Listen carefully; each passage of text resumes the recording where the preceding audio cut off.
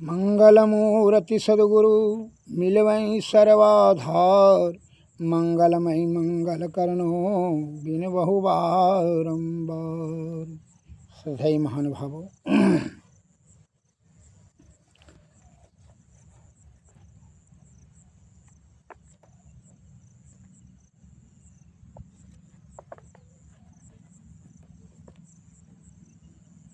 शब्द ब्रह्मम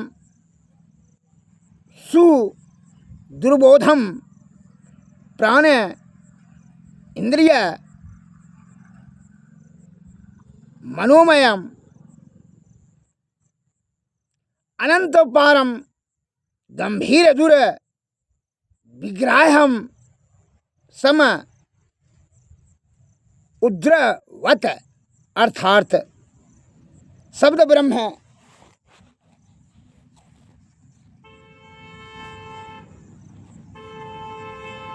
अत्यंत दुर्बोध है।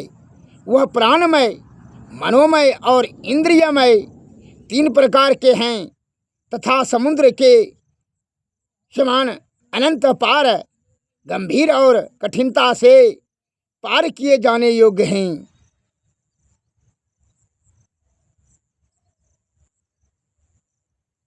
इस पद में जो बताया गया है कि शब्द ब्रह्म अत्यंत दुर्बोध है, बड़ा कठिन है,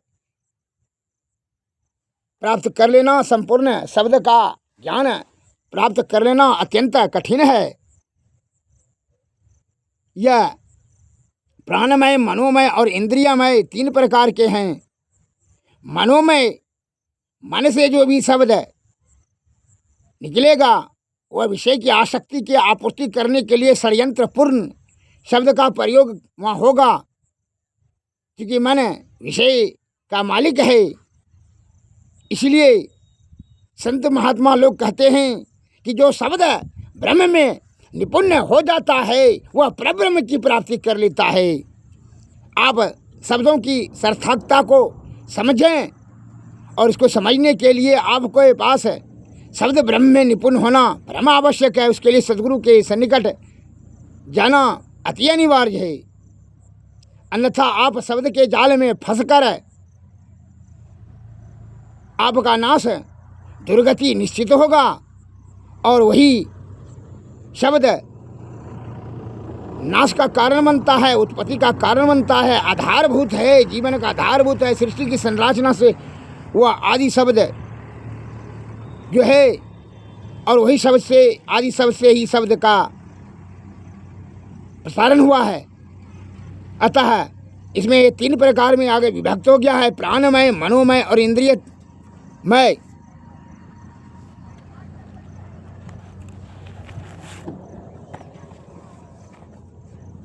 एक इसलिए सोच समझ कर करके शब्द की गंभीरता को ज्ञान रूपी, आत्मज्ञान रूपी तराजू पर हृदय से सोच समझ करके आत्मज्ञान से निर्णय लेना चाहिए, अन्यथा आपका नाश और दुर्गति की ओर बढ़ा देगा। शब्द में कंप भी होता है, उसमें आकर्षण शक्ति होती है। अतः मन से किया गया है शब्द वह षड्यंत्र पूर्ण होता है। कैसे, मैं बता देता हूँ, उदाहरण देता हूँ। एक स्त्री पुरुष में बड़ा प्रेम से जीवन यापन कर रहे थे गृहस्थाश्रम में। एक दुष्ट ईर्षालु आदमी वह अपना षड्यंत्र से उस दोनों पति पत्नी का जो प्रेम भंग करने के बारे में षड्यंत्र किया। मन से शब्द का प्रयोग करते हुए उसने कहा,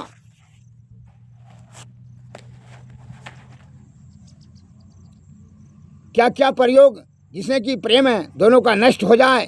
कहा, दुष्ट आदमी विनाश की ओर ले जाता है और मन से ही पाप, ताप, संताप, काम, क्रोध, लोभ, ईर्षा, राग, द्वेष उत्पन्न होता है। इससे बड़ा बलवती होता है। उसने अपना ईर्षा को सिद्ध करने के लिए उसने षड्यंत्र क्या किया जरा श्रवण करें। उसने उसकी पत्नी को जाकर के, जब का पति कमाने के लिए गया था तो पत्नी को जाकर कहता है, प्रणाम भाभी प्रणाम, आपका जो पति है वो अगला जन्म का बैल था, जो शिषाचार्य जी महाराज ने बता रहे थे हमारे सामने में। नहीं विश्वास है तो आप उसका बदन को, देह को चाट करके देखिएगा, नमकीन लगेगा, नमक की तरह लगेगा। तो भोली भाली स्त्री थी, हृदय की पवित्र थी, उसमें संदेह का बीज, सब्ज़रूपी बीज दे दिया। का ऐसा नहीं होता है, क्योंकि ना ऐसा ही है, नहीं विश्वास कीजिएगा भाभी तो आज आप रात को भैया जब सो जाएगा तो आप उसका देह को चाट के देख लीजिएगा, नमकीन लगेगा। वो पूर्व जन्म का जो है वो बैल था। अच्छा ठीक है, वो चला गया और वह ईर्षालु दुष्ट आदमी जाकर के बाजार में वह कमा करके आ रहा था। इसको कहा, प्रणाम भैया प्रणाम भैया, देखिए इसका ईर्षालु का षड्यंत्र। कहा भैया, हाँ आपकी पत्नी जो है ना पूर्व जन्म की कुत्ती थी। न विश्वास है, पूर्णमासी का रात है भैया, देखिएगा जाग करके रहिएगा, वो आपके बदन को जरूर चाटेगी, जाग करके रहिएगा। कहा है उसके मैके हम गए थे, वहीं के बुजुर्ग लोग, बूढ़े सब लोग बता रहे थे उसको, ज्योतिषाचार्य ने कहा पूर्व जन्म का वो कुत्ती थी। नहीं विश्वास है देख लीजिएगा। तो कहना ऐसा नहीं हो सकता, करके देख लीजिएगा भैया। इसके भी मन में जो है संदेह दे दिया, पाप का बीज, सब्ज़रूपी बीज डाल दिया, नफरत का बीज। ठीक है देखेंगे। यह दोनों स्त्री पुरुष खाना पीना खा करके जब सोए, यह जब पुरुष सो गया पति, तो सोने का स्वांग कर रहा था, जगे हुआ था। वह देखना चाह रहा था कि उसकी पत्नी सचमुच में अगले जन्म का कुत्ती है। उसने चादर से मुंह ढक लिया था और वह प्रतीक्षा कर रही थी कि कब ये चाटेगी हमको।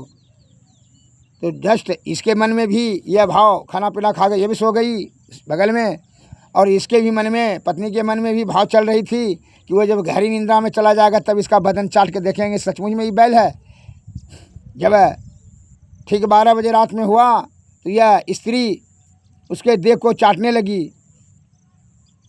कि सो गया है ऐसा समझकर, लेकिन वह भी तो जगा हुआ था, क्योंकि उसके भी मन में संदेह का बीज दे चुका था दुष्टों ने। वह मने मन देख समझ लिया कि यह चाट रही है, सचमुच में कुत्ती है, और जब वह देह चाटेगा किसी का तो नमकीन लगबे करेगा। तो वह भी पसीना से, वह भी मने मन समझ लिया कि सचमुच में यह बैल है पूर्व जन्म का। दोनों पति पत्नी में नफरत का भाव पैदा हो गया, घृणा हो गया। घृणा से धीरे धीरे वह कलह में परिणत हो गया, और कलह से बात बढ़ते बढ़ते दोनों में, पति पत्नी में झंझट मारपीट होने लगा, और जो है तलाक पर बात आ गया। तलाक होकर के दोनों में छुटा छुटी हो गया, मारपीट हुआ, केस मुकदमा हो गया। दोनों का जो है वैवाहिक जीवन में विच्छेद हो गया, दोनों का दुर्गति होने लगा। वो भी मैके चली गई, केस मुकदमा, यह भी जेल चला गया। मारपीट किया पत्नी से, जो है उसका भी भाई बाप आकर के केस कर दिया, ये भी जेल चला गया। देख लिए शब्द की चतुराई। अब मैं बता रहा हूँ, दूसरा उदाहरण दे रहा हूँ। एक राजा साहब शिकार खेलने के लिए जाते थे जंगल में। महात्मा जी का जो है आश्रम देखा, तो महात्मा जी के पास पहुँचे तो सत्संग प्रवचन में सत्संग सुनते सुनते उनको शिकार खेलने का जो प्रवृत्ति उसका छूट गया, और धर्म की प्रवृत्ति जागृत हो गई। महात्मा जी के सत्संग प्रवचन से प्रभावित हो गए, उन्होंने से दीक्षा लेकर के गुरु बना लिए। राजा साहब जो है साल में एक बार उत्सव मनाते थे। राजकीय कार्य में समय आया तो उत्सव मनाने का राजा साहब ने गुरु को भी निमंत्रण दिया। गुरु महाराज आए, नाच गान का व्यवस्था की गई थी। तो जो है नृत्यकी नाच रही थी, वादक लोग अपना वादक यंत्र बजा रहे थे। वह नाच गान में चारों तरफ से दर्शकगण बैठे थे। सभी लोग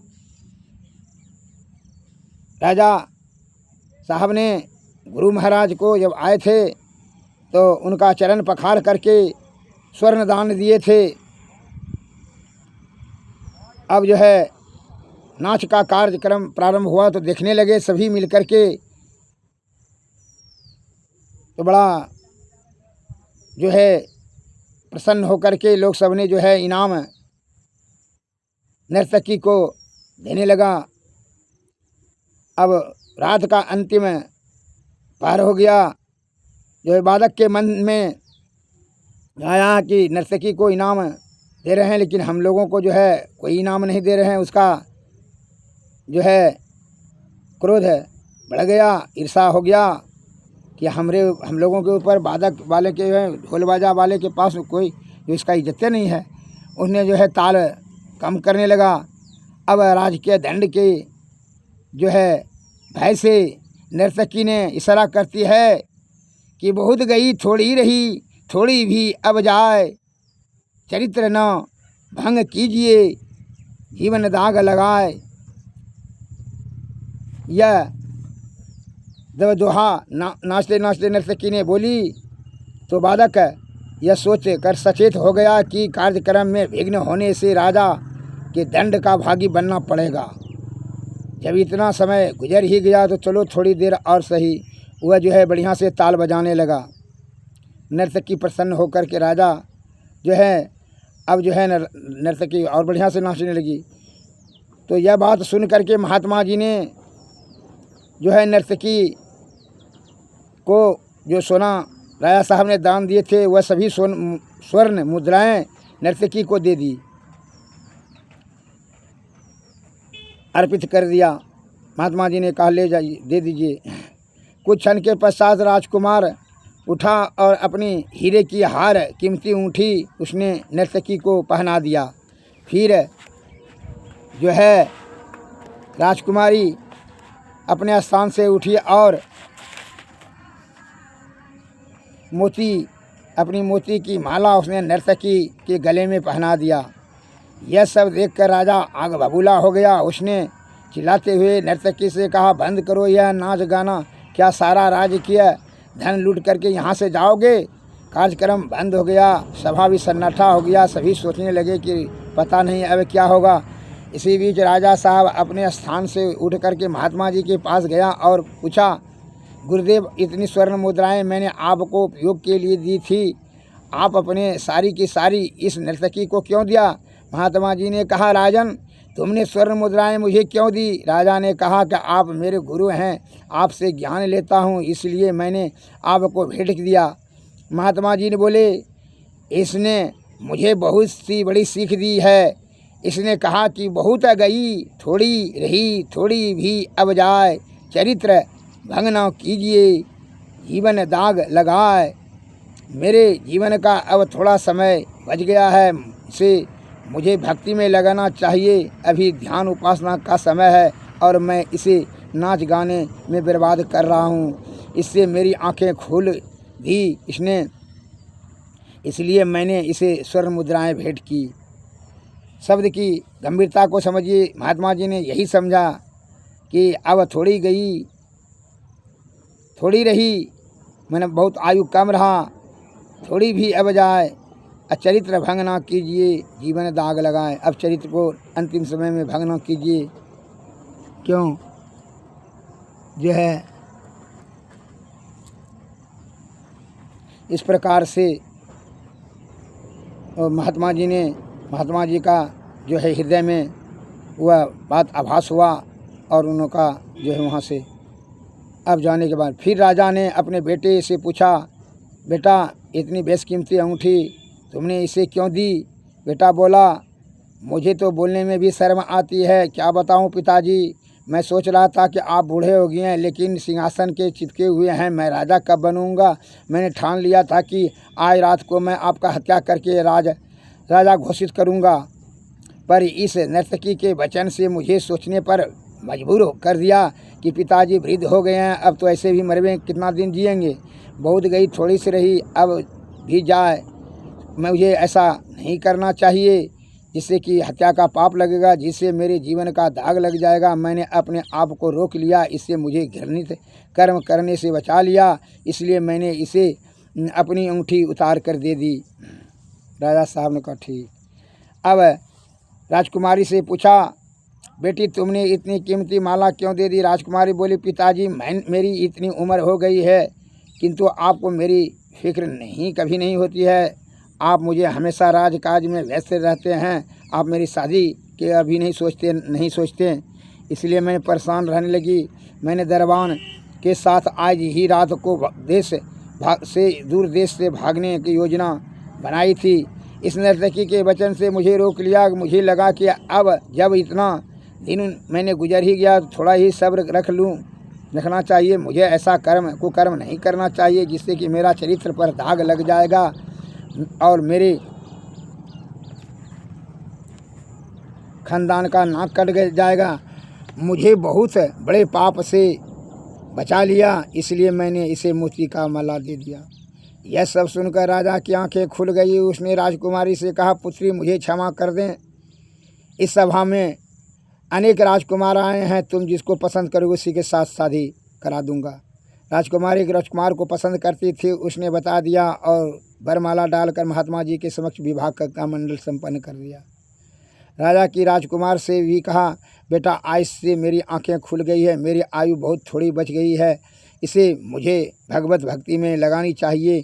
आज से मैं तुम्हें इस राज्य का राजा घोषित करता हूँ, तुमने राज्य को संभालो। राजा ने ससम्मान अपने मित्रों और कलाकारों को विदा किया और नर्तकी के प्रति कृतज्ञता ज्ञापित किया। महात्मा जी भी वहाँ से प्रस्थान करने लगे। राज्य के पोशाक को उतार करके राजा भी गुरुजी के पीछे पीछे चल पड़ा। राजकुमार के साथ मंत्री और सभासदों ने पूछा कि महाराज आप कहाँ जा रहे हैं। राजा ने उत्तर दिया, बहुत गई थोड़ी रही, थोड़ी भी अब जाए। मेरा इतना जीवन संसार के प्रपंचों में बीत गया, अब मैं गुरुजी के साथ कुटिया में रह करके बचे हुए जीवन को सेवा से सेवा और ध्यान भजन में लगाऊंगा। सब कुछ त्याग कर राजा गुरुजी के साथ जीवन के परम लक्ष्य की प्राप्ति हेतु जंगल की ओर चले गए। एक शब्द से कितना आदमी का सुधार हुआ। वह वादक को बताए नर्तकी ने कि अब तो रात बीत गया, अब संभारो। फिर वही अर्थ वही शब्द का महात्मा जी के मस्तिष्क में प्रभाव पड़ा, राजा के भी, राजकुमारी और राजकुमार के भी मस्तिष्क में। अतः इसलिए समझ करके शब्द की आप शक्ति को समझ सकते हैं। इसलिए संत महात्मा लोग बताते हैं कि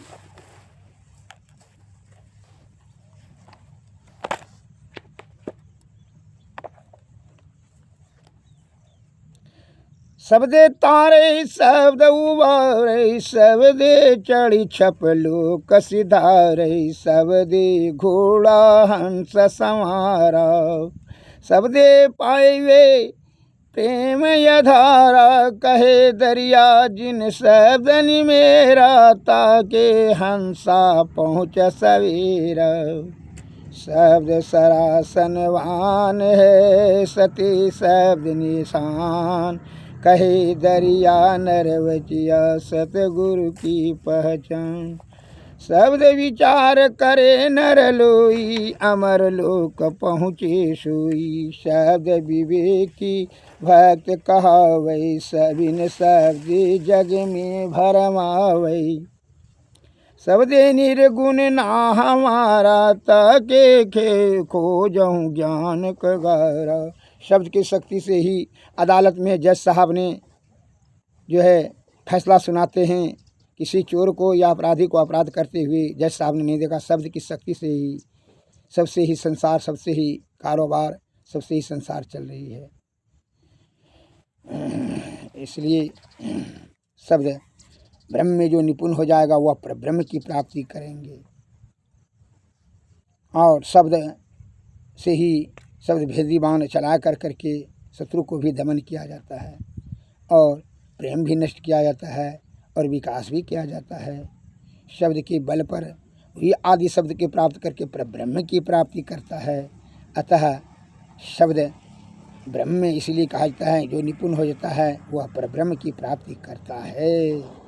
शब्दे धरती शब्दे आकाशा शब्दे भक्ति प्रेम प्रकाशा शब्दे रचल सकल संसारा शब्दे बंधन लोक विसारा चौथा लोग शब्द की बानी शब्द समुंदर बांधल ज्ञानी शब्द बिना होई नहीं पर शब्दे पंडित करो विचार ओम वेद जगत फैलाई मूल वेद बिरला केहू पाई मूल वेद शब्द नीजु सारा करनी कथा ज्ञान विस्तारा मूल शब्द निजु सार है कहनी कथा अपार शिव शक्ति मन राधिके उतर जाए पर सत शब्द जाके बसे अमर लोक के जाय अमृत फल जहाँ प्रेम रस जुग जुग छुदा उतय।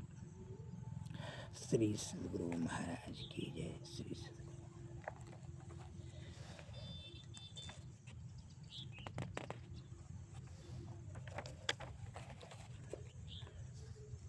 सुमिरहूँ सत पद प्राण यधारा सत शब्द ले उतरहूँ पार गुरु के वचन पावत जब वीरा अचल यमर निश्चय धरत होइरा हंसा जाय मिले कर तारा बहुरी न पावे आवे यही संसार तीन लोकन से न्यारे डेरा पुरुष पुराण जहाँ हंस घनेरा गुरु के वचन शीस जो धरही जय छप लोक नरक नहीं वरही कहे दरिया जब वीरा पावे जाय सतलोक बहुरी नहीं आवे कुलवंती प्यार पाँच तत्व दीपक वारी सुगंध थार धर लीना चंदन सचर्चित आरती किन्ना फूलन सेज सुगंध बिछायो आपन पिया पलंग हेवत चरण रहनी गई बीती प्रेम प्रीति तुम ही सूरीति कहे दरिया सूचित लागा भई सुलक्षणी प्रेम अनुराग। श्री सत्य शब्द से ही गुरु शिष्य को ज्ञान देते हैं। शब्द का जो है ब्रह्म निपुण अर्थात ज्ञान सीखने के लिए शब्द पे ज्ञान सीखने के लिए ही स्कूल कॉलेज महाविद्यालय जाते हैं। शब्द से ही डॉक्टर ने रोगी का चिकित्सा बताते हैं, चिकित्सा सेवा का जो है संयम नियम और औषधि भी बताते हैं। शब्द के सहारे सबसे ही के सहारे से शब्द के बल पर ही जज साहब जजमेंट देते हैं। शब्द अत्यंत सर्वशक्ति है। शब्द इस तरह शब्द की गंभीरता को समझ कर करके जो है शब्द की शक्ति से ही ब्रह्म की प्राप्ति होती है और नाश भी होता है और विकास भी होता है, संचालन भी गति भी होता है। श्री सद्गुरु महाराज की। श्री सद्गुरु।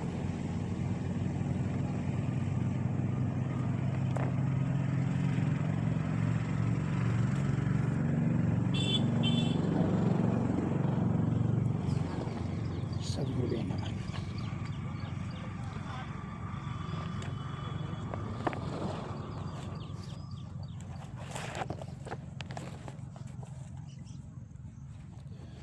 मन रे तू लागी रही हो यही और सार शब्द कपाल भीतर हो तयन हद सूर सुनि समुझई मन मुदित नेहरत पलक परो जनि होर मिली गंगा सहित जमुना सुषमाना की उल्टी नैन निहारो भीतर क्रोटिन खोत इयोर सुन रासन यपुसाई वसन रंग रस भूर शिव नारायण कहि समुझावत चितवन नैन कूर। श्री सद्गुरु महाराज की। आरती तन मंदिर में कीजिए दृष्टि जुगल कर सन मुख दीजिए चमकई बिंदु सूक्ष्म यति उज्जवल ब्रह्म ज्योति अनुपम लख लीजिए जगमग जगमग रूप ब्रह्मांडा किनि रखी ज्योति तज दीजिए शब्द सूरत अभ्यास सरल तर करि करि सारा सवद गही जैसी जुगति कया गढ़ त्यागी अब ब्रह्म भेद सकल मल छीजी अब खंडन यारति यह निर्मल कृमे ही अमृत रस पीजी आरती तन मंदिर में कीजिए दृष्टि जुगल कर सन मुख दीजिए। श्री सद्गुरु महाराज की जय। श्री सद्गुरु नमः। नमस्कार। जय हिंद।